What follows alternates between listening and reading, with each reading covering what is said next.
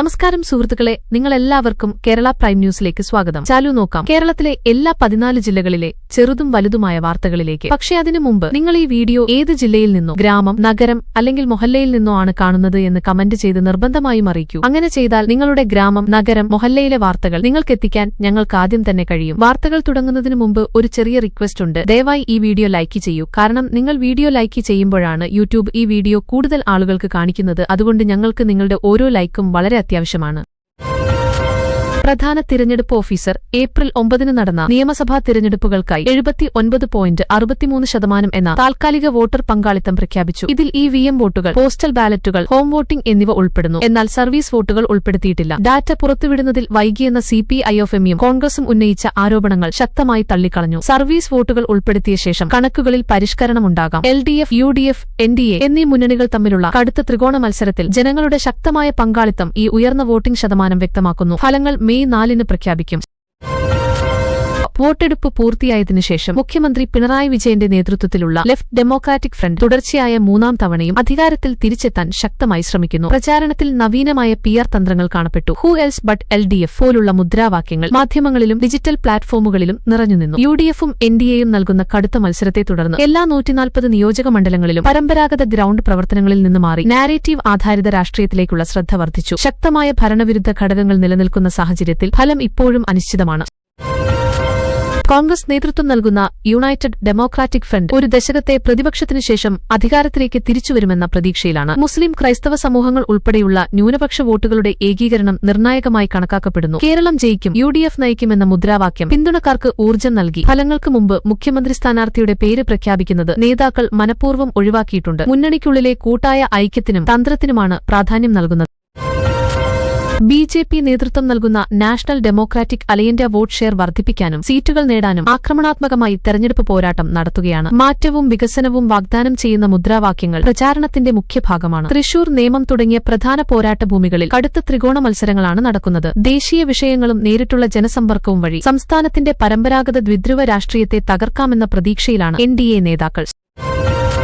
കേരള സംസ്ഥാന ലോട്ടറിയുടെ സ്ത്രീശക്തി SS515 draw April 14 തിരുവനന്തപുരത്തെ ഗോർക്കി ഭവനിൽ നടക്കും. 1ാം സമ്മാനം 1 കോടി രൂപയാണ്. ഫലങ്ങൾ ഉച്ചകഴിഞ്ഞ് 3 മണിയോടെ പുറത്തുവരുമെന്നാണ് പ്രതീക്ഷ. ജീവിതം മാറ്റിമറിക്കുന്ന വിജയത്തിന്റെ പ്രതീക്ഷയിൽ സംസ്ഥാനത്തുടനീളം ആയിരക്കണക്കിന് ആളുകൾ ടിക്കറ്റുകൾ വാങ്ങിയിട്ടുണ്ട്. സർക്കാർ ലോട്ടറിയുമായി ബന്ധപ്പെട്ട ആഴ്ചതോറുമുള്ള ആവേശം ഈ ഡ്രോ തുടരുന്നു. പൂർണ്ണ സമ്മാന പട്ടിക ഡ്രോയ്ക്ക് ഉടൻ ശേഷം പ്രസിദ്ധീകരിക്കും.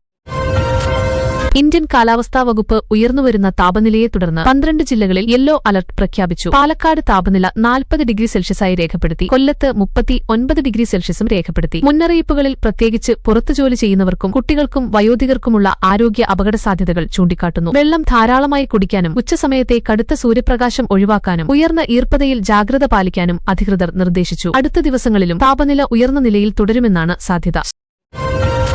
കേരള പോലീസ് തിരുപ്പതിയിൽ അവരുടെ ഏറ്റവും വഞ്ചിതനായ സീരിയൽ കില്ലറെ അറസ്റ്റ് ചെയ്തു. പ്രതി 3 സംസ്ഥാനങ്ങളിലായി 21 കൊലപാതകങ്ങളിൽ പങ്കുണ്ടെന്നാണ് വിവരം. ആഴത്തിലുള്ള ട്രാക്കിംഗിനും അന്തർസംസ്ഥാന ഏകോപനത്തിനും ശേഷമാണ് ഈ നേട്ടം കൈവരിച്ചത്. ഇരകളുടെ കുടുംബങ്ങൾ അറസ്റ്റ് നടന്നതിൽ ആശ്വാസം പ്രകടിപ്പിച്ചു. സങ്കീർണമായ അന്തർസംസ്ഥാന കേസുകൾ പരിഹരിക്കുന്നതിൽ സംയുക്ത പോലീസ് ശ്രമങ്ങളുടെ ഫലപ്രാപ്തി ഈ നേട്ടം തെളിയിക്കുന്നു.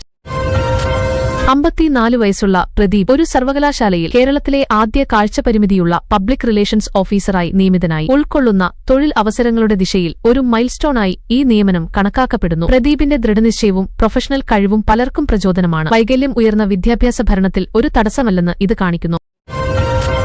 വേനൽ അവധിക്കാല യാത്രകൾ പദ്ധതിയിടുന്ന കുടുംബങ്ങൾക്കായി കേരള മോട്ടോർ വാഹന വകുപ്പ് സുരക്ഷാ നിർദ്ദേശങ്ങൾ പുറത്തിറക്കി. വാഹന പരിപാലനം, ഓവർലോഡിംഗ് ഒഴിവാക്കൽ, ദീർഘയാത്രകളിൽ ഡ്രൈവറുടെ ക്ഷീണം തടയൽ എന്നിവയിൽ ഉപദേശം കേന്ദ്രീകരിക്കുന്നു. ടൂറിസം സീസൺ ഉച്ചകോടിയിലെത്തിയ സാഹചര്യത്തിൽ അവധിക്കാലത്ത് റോഡ് അപകടങ്ങൾ കുറയ്ക്കാൻ ഗതാഗത നിയമങ്ങൾ കർശനമായി പാലിക്കണമെന്ന് അധികൃതർ അഭ്യർത്ഥിച്ചു.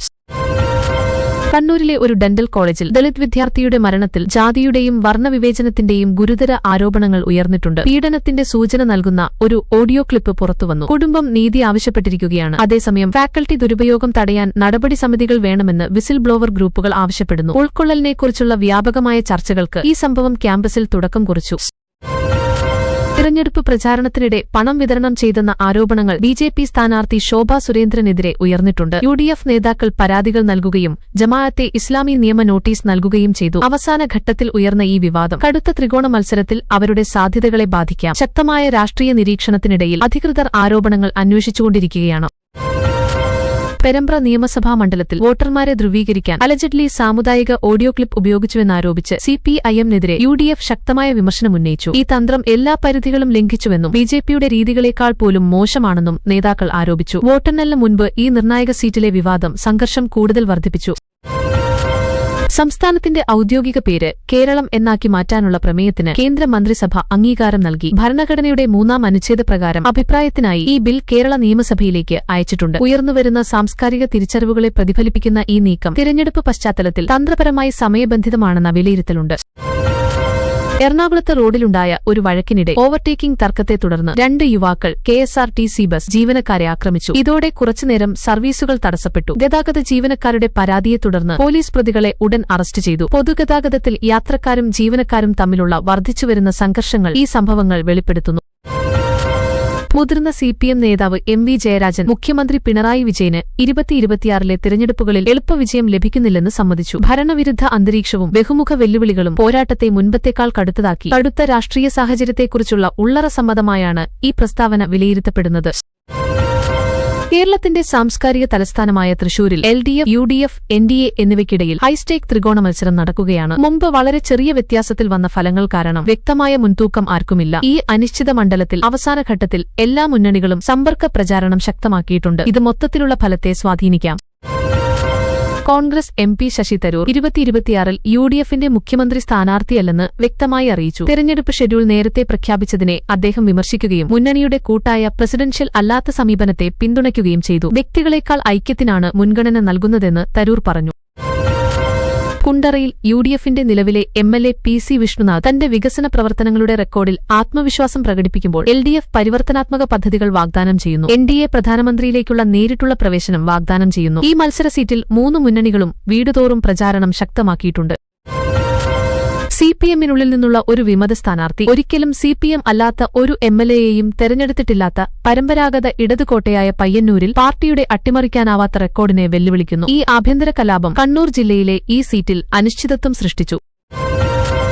ഏപ്രിൽ 14-ന് വിവിധ സംഘടനകളും സ്കൂളുകളും സർക്കാർ ഓഫീസുകളും സാമൂഹ്യനീതി, സമത്വം, ഭരണഘടനാ മൂല്യങ്ങൾ എന്നിവയെ കേന്ദ്രീകരിച്ച പരിപാടികളോടെ അംബേദ്കർ ജയന്തി ആഘോഷിച്ചു. സെമിനാറുകൾ, സാംസ്കാരിക അവതരണങ്ങൾ, ഡോക്ടർ BR അംബേദ്കറുടെ സംഭാവനകൾക്കർപ്പിച്ച ആദരാഞ്ജലികൾ എന്നിവ പരിപാടികളിൽ ഉൾപ്പെട്ടു. അവധിക്കാലം ആരംഭിച്ചതോടെ മലനിരകളിലേക്കും കടൽത്തീരങ്ങളിലേക്കും പോകുന്ന ഹൈവേകളിൽ വാഹനങ്ങളിൽ ഓവർലോഡിംഗ്, മദ്യപിച്ച് ഡ്രൈവിംഗ്, അതിവേഗം എന്നിവയ്ക്കെതിരെ കേരള പോലീസും മോട്ടോർ വാഹന വകുപ്പും മുന്നറിയിപ്പുകൾ നൽകി. സുരക്ഷ ഉറപ്പാക്കാൻ പ്രത്യേക പരിശോധനാ ക്യാമ്പയിനുകൾ ശക്തമാക്കിയിട്ടുണ്ട്. സംഗീത സന്ധ്യകൾ, പെയിന്റിംഗ് പ്രദർശനങ്ങൾ, ഖാദി മേളകൾ എന്നിവ രാഷ്ട്രീയ ചൂടിനും വേനൽ ചൂടിനുമിടയിൽ സാംസ്കാരിക ആശ്വാസം നൽകുന്നു. തിരുവനന്തപുരവും കൊച്ചിയും കോഴിക്കോട് നഗരങ്ങളിലും ഈ പരിപാടികൾ വലിയ ജനക്കൂട്ടത്തെ ആകർഷിച്ചു. തിരഞ്ഞെടുപ്പ് ചർച്ചകളിൽ നിന്ന് ഒരു സുഖകരമായ ഇടവേള നൽകി. VD സതീശൻ ഉൾപ്പെടെയുള്ള കോൺഗ്രസിന്റെ പ്രതിപക്ഷ നേതാക്കൾ വിശദമായ വോട്ടിംഗ് ഡാറ്റ വേഗത്തിൽ പുറത്തിറക്കണമെന്ന് ആവശ്യപ്പെട്ട് പ്രധാന തിരഞ്ഞെടുപ്പ് ഓഫീസറെ സമീപിച്ചു. വൈകിപ്പിക്കൽ ഭരണകക്ഷിക്ക് അനുകൂലമായ നാരേറ്റീവ് രൂപപ്പെടുത്താൻ സഹായിക്കുന്നുവെന്നാരോപിച്ചു. തെരഞ്ഞെടുപ്പ് ശേഷമുള്ള വിശകലനം ശക്തമാകുന്ന സാഹചര്യത്തിലാണ് ഈ ആവശ്യം ഉയർന്നത്. അനധികൃത മാലിന്യ നിക്ഷേപകരെ പിടികൂടാൻ ക്യാമറകളും പൊതുജന റിപ്പോർട്ടിംഗ് ടൂളുകളും ഉൾപ്പെടുത്തിയ നിരീക്ഷണ ശൃംഖല കേരളം ആരംഭിച്ചു. ശുചിത്വം മെച്ചപ്പെടുത്താനും നഗരങ്ങളിലും ഗ്രാമപ്രദേശങ്ങളിലും പരിസ്ഥിതി നിയമങ്ങൾ കർശനമായി നടപ്പാക്കാനും ഈ സംരംഭം ലക്ഷ്യമിടുന്നു.